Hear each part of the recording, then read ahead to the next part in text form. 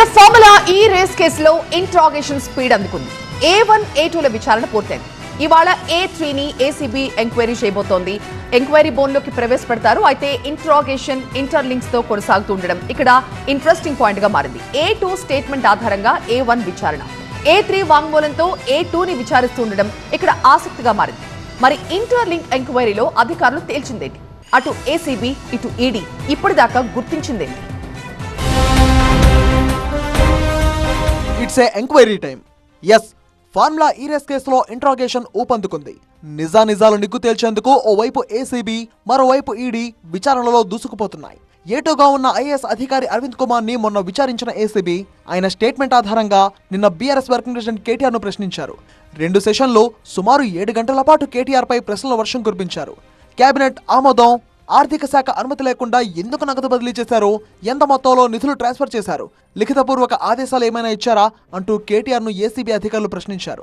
OSS ఫర్టిలిటీలో ఇక్కడ ప్రతి అడుగులో ఎక్స్పీరియన్స్ డాక్టర్స్ ఉంటారు. In the good hands of science. Mummy daddy అవ్వాలంటే ఓఎస్ఎస్ కి కాల్ చేయండి. తనపై నమోదైన కేసు కక్షపూరితంగా పెట్టింది మాత్రమేనంటూ విచారణ అనంతరం స్పందించారు కేటీఆర్. సీఎం రేవంత్ రెడ్డి రాసిచ్చిన ప్రశ్నలను ఏసీబీ అధికారులు తిప్పి అడిగారని, అవినీతి ఎక్కడుందో చెప్పండి అంటూ తానే అధికారులను ప్రశ్నించినట్టు తెలిపారు. బలం లేని కేసు ఎక్కువ కాలం నిలబడదన్నారు ఆయన. ఏసీబీ వాళ్ళు అడిగితే 82 ప్రశ్నలు అడిగింది. కాకపోతే పాడిందే పాటరా అన్నట్టు అడిగితే మళ్ళీ అడుగుడు తప్ప కొత్త విషయం ఏం లేదు. వాళ్ళకి ఏంటంటే పాపం రేవంత్ రెడ్డి బల్మీట్కు కేసు పెట్టించండి వాళ్ళకు కూడా అర్థమైంది. వాళ్ళు కూడా ఇబ్బంది పడుతున్నారు వాస్తవం చెప్పాలని. ఎందుకంటే కేసుల విషయం లేదు.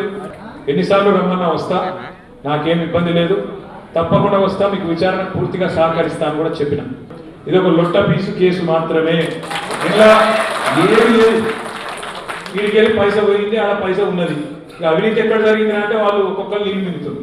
ఇటు ఈడీ కూడా ఇంటర్లింక్ ఎంక్వైరీనే చేస్తోంది. కేసులో A3గా హెచ్ఎండిఏ మాజీ చీఫ్ ఇంజనీర్ BLN రెడ్డిని మొన్న విచారించింది. నిధుల చెల్లింపు కోసం అనుమతి ఎందుకు తీసుకోలేదు, విదేశాలకు నిధులు చెల్లించాలంటే RBI అనుమతి తీసుకోవాలన్న విషయం తెలీదా అంటూ క్వశ్చన్స్ అందించి ఆయన స్టేట్మెంట్ రికార్డ్ చేసింది. ఆయన స్టేట్మెంట్స్ ఆధారంగానే ఏటూగా ఉన్న ఐఏఎస్ అధికారి అరవింద్ కుమార్ పై నిన్న ప్రశ్నల వర్షం కురిపించింది ఈడీ. సుమారు 8 గంటల పాటు విచారించిన అధికారులు FEOకు నిధుల బదిలీపై ఆయన స్టేట్మెంట్ రికార్డ్ చేశారు. ఇక ఇవాళ ఏసీబీ విచారణకు హాజరు కానున్నారు BLN Reddy. A1 KTR, A2 Arvind Kumar ను ఇప్పటికే విచారించి స్టేట్మెంట్ రికార్డ్ చేసిన ఏసీబీ అధికారులు ఆ ఇద్దరి వాంగ్మూలం ఆధారంగా BLN రెడ్డిని ప్రశ్నించనున్నారు.